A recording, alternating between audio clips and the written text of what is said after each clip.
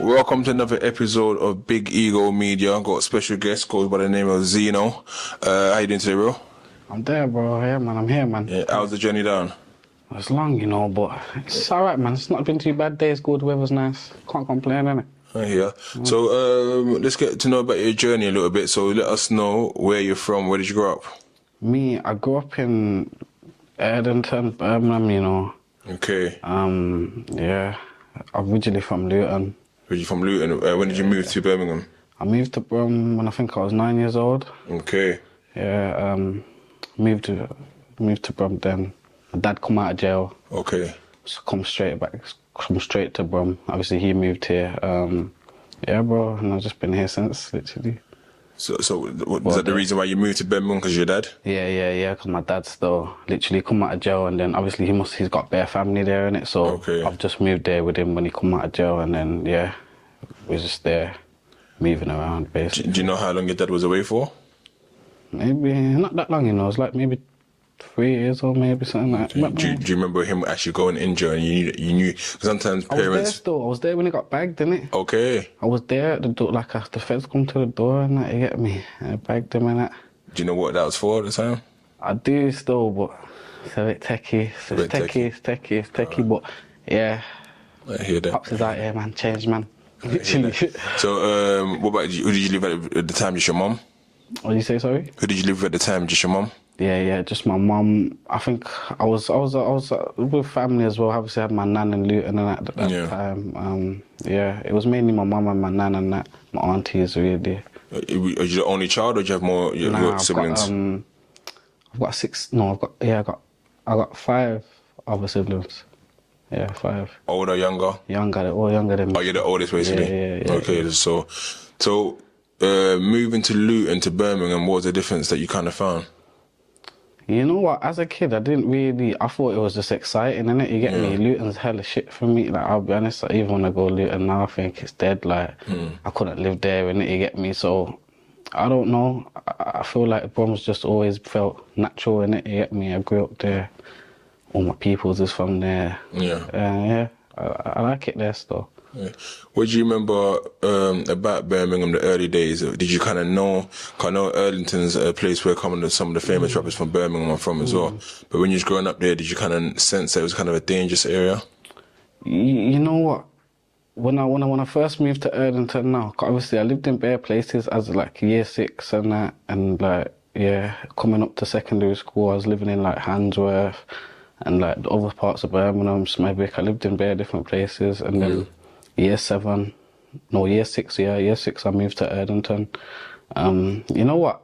In year 6, like when I first moved there, I couldn't really, it wasn't nothing like that still. I was just kidding it, you get me? Still innocent and that. So at the start, it weren't nothing like that. I think it was when I got into secondary school, I started seeing like what's going on. I started like noticing what's going on around me. You get me? You get some awareness in it of what's actually going on around you, and it's kind of, it's iffy, innit? You get me? It's iffy. As a young person, what was you into? What did you want to be?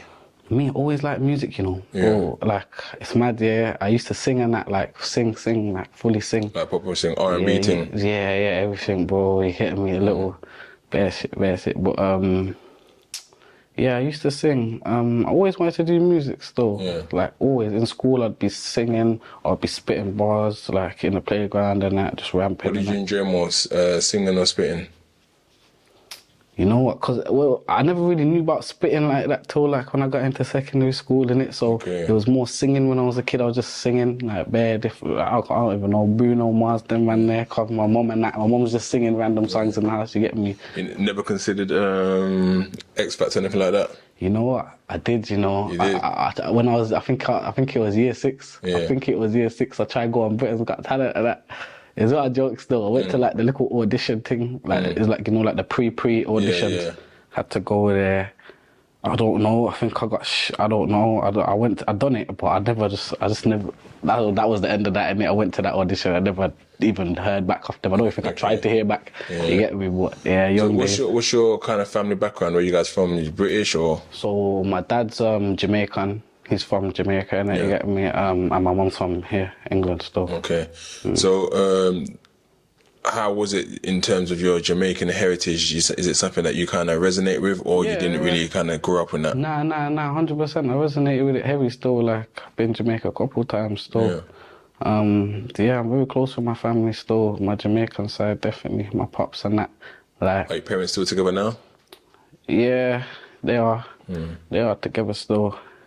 How do you think that kind of plays a part in your growing up when you got the two-parent household compared to? You know what? I always thought, like, when I was a kid, I was always pissed, man. I used to think, yo, fam, everyone's got free with these, man, can do what they want and that. Like, my brethren could do what they want, not do what they want. Obviously, they got their mum or their whoever they got, you get me? But it was me, my dad's on to me, strict, you get me? Boxing me up in front of my brethren, you get me? If I come home late, like, you get me? He's on to me. But I feel like I needed it still. It's probably needed, definitely needed, actually. So you talked about always wanted to do music. How was you at school though? Was you top set, middle, struggled, needed more support? I think I was like the top set still. I was never like below. There was like 6 sets in my thing in it, so I was never below the 3rd set in it. You get me? I was never below the 3rd set. How was your behaviour like?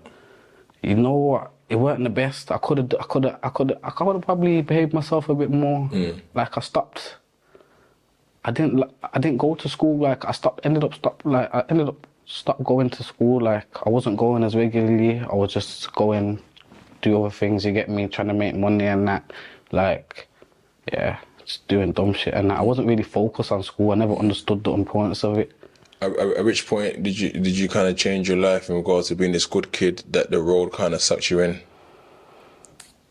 I think like year 9, you know. Yeah. Year 9-ish. Do you remember any events that happened in particular?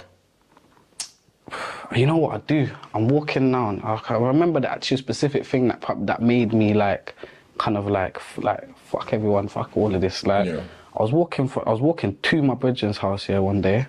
I'm on my brethren's road. It's mad, like my close boy. I'm walking up the road now, and boom, I'm seeing this car at the top of his road. It's drove down, speeding down into it actually. It's coming down now. It stopped right next to me. Bear man coming out. Bear in mind, I'm like 15. I don't know however old I'm in year 9. Yeah. I don't know where I was about to go. I was about to go step out of my bridge with my brethren and that. Fucking, the car's pulled up now. Bro, I'm seeing like 5 men jump out of this car live. Boom. Bare shanks, big Rambos and that. Man is saying, pass me on this shit, man. Rub me in it, you get me? Fully rubbed me, like, took everything off me, bro. Trust me, I was like 14, 15, man. Just took everything off me and that. Yeah.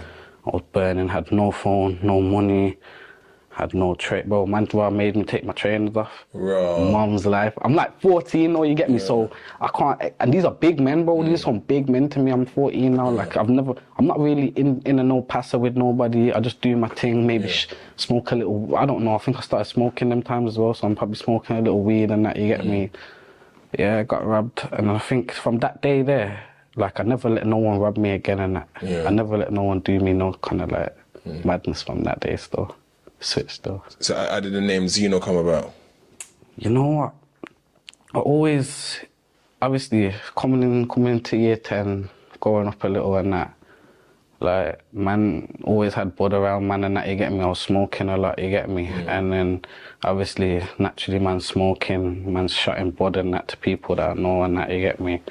And then, I ended up jumping on road for someone, say road in it, but I'm on some bud line and that, you get me? And man's like, I'm pushing this bud line, I'm on a push bike and I'm on every side of Erdington. From this side in 5 minutes, bro, I'm licking everything, you get me? So I used to clean up, I used to do like at least 2 Zs a day. Happily, bro, on a push bike. And I'm like 16, you get me? And then, basically, the name just resonated, like, man, I don't know. I went to shoot my first video now, and I think one of the man them was just like, yo, you need to quit, it needs to be Zeno 100%, you get me? 100%. So let's talk about music then. You said you was doing singing. When did you kind of transition into rap, and when did you decide, let me take this seriously? I used to go to you know what, I couldn't write bars, you know? I couldn't write bars. The man them could write bars, innit? You get me? So we used to go to the studio and after school, I remember sometimes I used to get my mum to pick me up and wait for the man, because not all the man, we didn't all go to the same school, innit? You get me? So boom, we'd wait. My mum would take us all to the studio after school and that, drop us there, boom. We We used to book a couple hours. I couldn't write bars though, you get me? Yeah. So I've got my bedroom, Roro, free Roro, she bagged right now, but she used to write my bars for me, you get me? And then, I don't know, I slowly, obviously, started writing my own and that, because I was never, like, I could never write bars in it. They had to write it for me, and I would spit it or I'd sing it, you get me? Because I couldn't do it, you get me? But I had the voice, you get me? So, yeah, I was singing a lot. And then I was rapping for like, then I fell out the singing, I stopped singing for ages, and I was just trying to be like a little rapper and like for like, I don't know, some real rap shit, you get me? I was just trying to do everything drill. And then, yeah, I stopped, I don't know, I done my first like auto-tune thing, and it went crazy in the end. Like, bro, I think I had got like 10K in a week. Okay. And I was like, whoa, this is mad. I felt mad. I felt like I was a superstar, bro. 10K, I was like, I think I was still 16 at this time. Yeah. Yeah, and yeah, I was gassed in it, you get me? Was you getting a little record label interest at the time? You know what, no. At this first time, it wasn't, when I first dropped it, no. But I ended up like meeting somebody, I met somebody, and then I ended up getting in a mad little like they was paying for videos and doing things for me, you get me, just sorting everything out I needed to do in my career and that, you get me. And obviously being 16, someone's doing that for you, like obviously you're gonna agree to it, innit? Like they didn't read the fine print. Didn't read the fine print still, you get me. Pops told me not to do it, Mom told me not to do it. Signed it, but you know what, it didn't seem all bad though, it weren't bad. It didn't seem bad. Even you signing at 16, naturally, if you had the right guidance around you, that deal would have been illegal because your parents didn't sign it. It was illegal, that's how it's all unfolded now, you get me, like, it's void, the whole contract's void, you get me. But I was in that kind of, I was in that kind of deal management label kind of situation for like, the whole, basically most of my career, innit? Okay. And then I just recently come out of it now. What was that song that you released? I got the 10K in that week. Commando. Commando. Yeah, Commando, man. And then after you kind of getting that, people recognize you on the street and saying that, yo. You get me, man. The people are coming up to me. I got my whole, like, everyone that went to my school, like, the whole ends knows, man, innit? All the man them are pumping me, like, saying, yo, you're the one. Olders are telling man, like, yo, it's you, you know, you're gonna be the one to get out, you know, you're the one, you get me? So from there, like, I kind of like was addicted to it, bro, like, man, need to do this car, I know I can do it, get me? So it was like... I've always known Birmingham, obviously Birmingham, the second city of the UK, it's always been quite a place that where it's known for its violence as well. How do you kind of navigate yourself kind of away from that? Would you get an issue? Once you get more recognised, people who from other areas might want to start testing you, did you get into anything like that? Yeah, not bad times, bro. It happens on a day-to-day, bro. Like, even if you ask my manager, like, he's been with me, bro, like, Brum's hammy in it, you get me? It sounds like so big because it's the second city and that it's not that big, bro. Yeah. Like, bro, everything's connected. It's like a little circle and it's real close. 10 minutes, you're there. 10 minutes, you're there. 10 minutes, you're there. Like, it's not a long thing. So bumping into people is something that's hard to avoid when you're someone with a bit of status or a little clout or whatever, you get me? It's techie, it gets technical still, but the best way to stay out of it, I don't know. I try to stay out the city even most of the time, you know, bro. Like, I'll be trying to take trips and that. Like, this year as well, I'm not even trying to stay in the country, bro. Like, I'm not trying to be around all these negative vibes and that car. The ends, you know what, I've got love for the ends and certain people in the ends, but it's techie, bro. Like, man, the stock, bro. Like, everyone's in this, like, delusion. And then some delusion still. Who was you kind of listening to growing up? Me, UK-wise? You know what? I never used to listen to anyone specifically from the ends, but I used to listen to Benny Banks and K-Coke. Yeah. You get me? My uncle, I used to be around my uncle a lot. And my man just used to bang Benny Banks and Coke still, and yeah, I still listen to them today. I reckon them too. In this day and age, who would you say is kind of your influences now? My influences now, I would say, like, Dirk and that. I like More it. American stuff. Yeah, more American style still. I feel like I can relate a lot to my man's story, you get me? There's some maybe, who, I don't know, who in the UK? In the UK, I don't know, I'm fucking with Sanchez thing. Yeah. It's heavy, it's hard. So in terms of kind of what your lane is right now, because you said you used to do singing, then you went to rap, then you do wave as well. What would you say is your lane now? I think it's wave, innit? I think man would class it as wave, but me, I think I come on a very unique vibe to the wave though. Like I try to bring everything. I try to bring different like aspects into it, like more singing vibes, more emotion felt music, more than just like man doing a little humming on the beat and that, and it sounds mad. Like I try to put effort into what I'm doing still. Did you ever jump on a drill thing? Yeah, I've still a couple times. Well, would you? I mean, everyone's saying that drill's.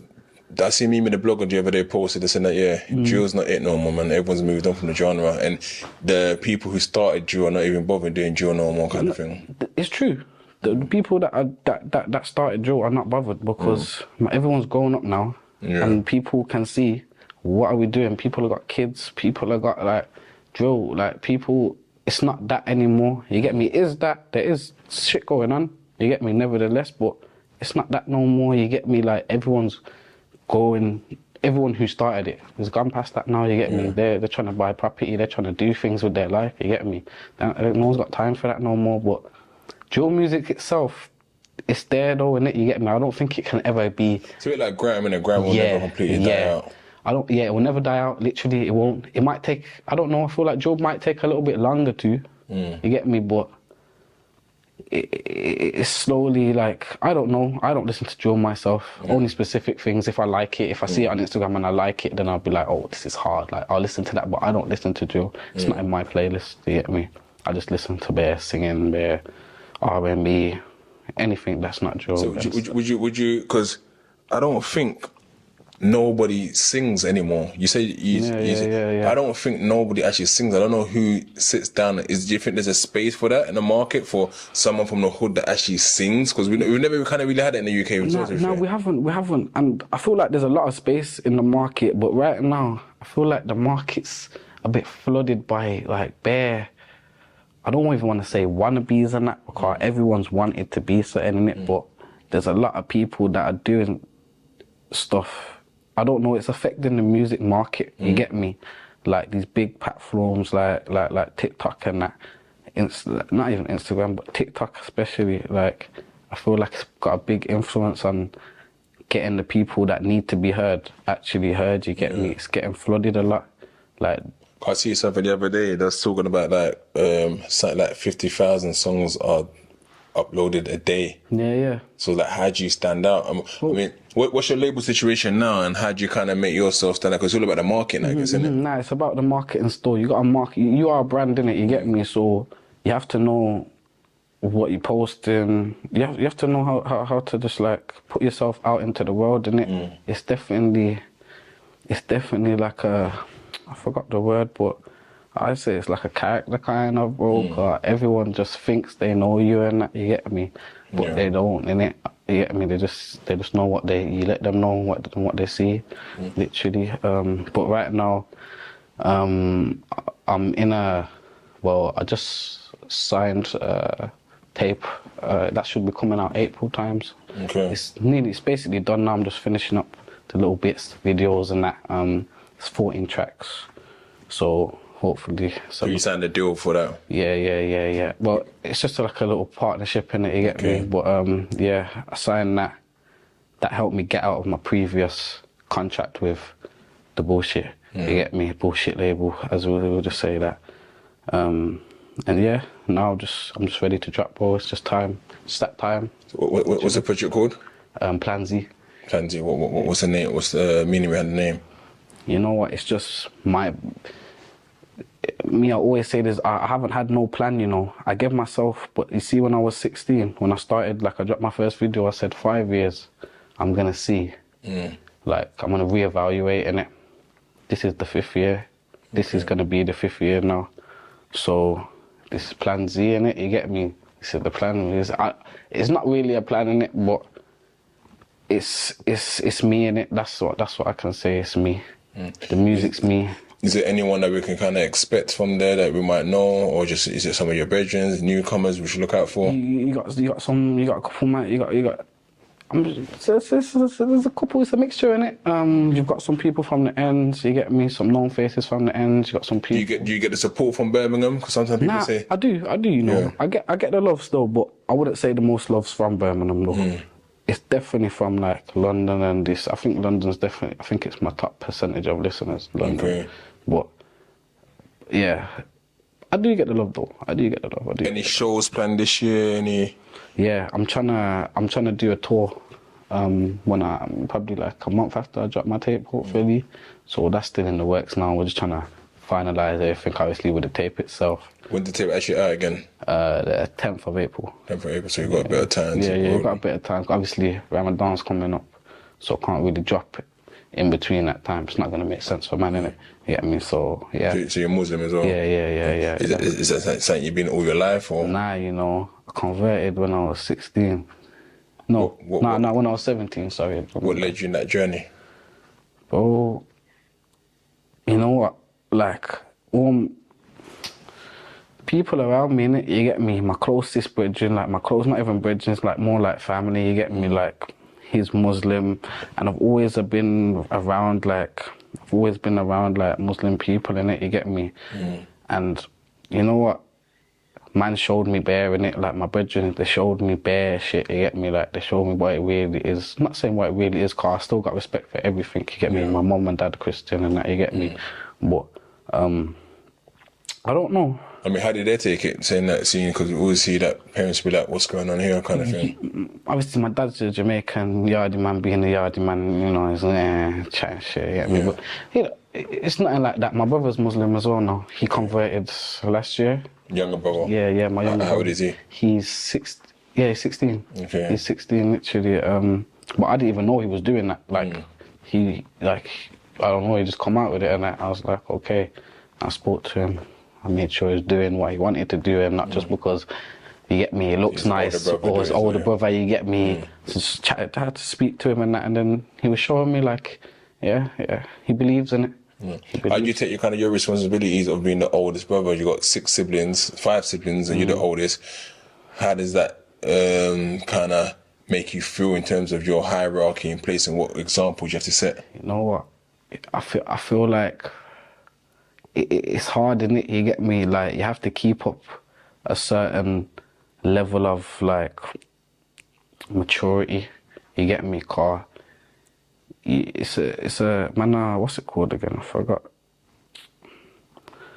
Man, we gotta teach them, innit? You gotta teach the kids and that. You get me? You gotta show them the right way. And it's hard, especially being who I am. You get me? Getting into problems and that. Like, I've had people at my mum's house and that. You get me? Get that deep. You get me? I've had bare problems and that. My brothers and sisters have seen this. You get me? My mum's seen this. My dad's seen this. You get me? And it's like, it's hard, innit? You get me? But I just try to make things right in whatever way I can. You get me? Whether that be financially, whatever that be, just like morally, like just being there. You get me? I try doing what I can, but yeah, it's hard when there's so much stuff going around myself, you get me, and I'm just trying to figure out my life myself. It's hard. For those who might be new to you as myself, like, what would be the best kind of way to describe who you are and your music, what it presents? You know what, bro? My music is like, I don't know, some people call me a lover boy, innit? But I wouldn't call it that, like, man, I just speak how I feel, innit? You get me? I just speak.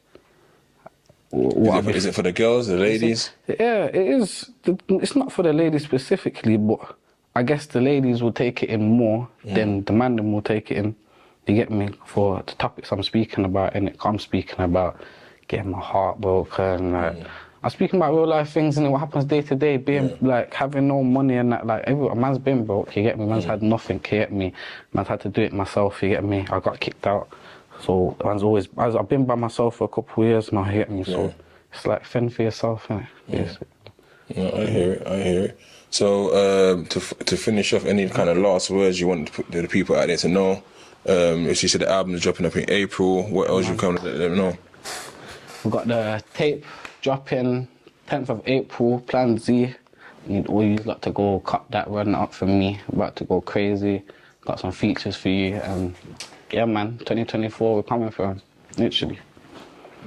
And we're out.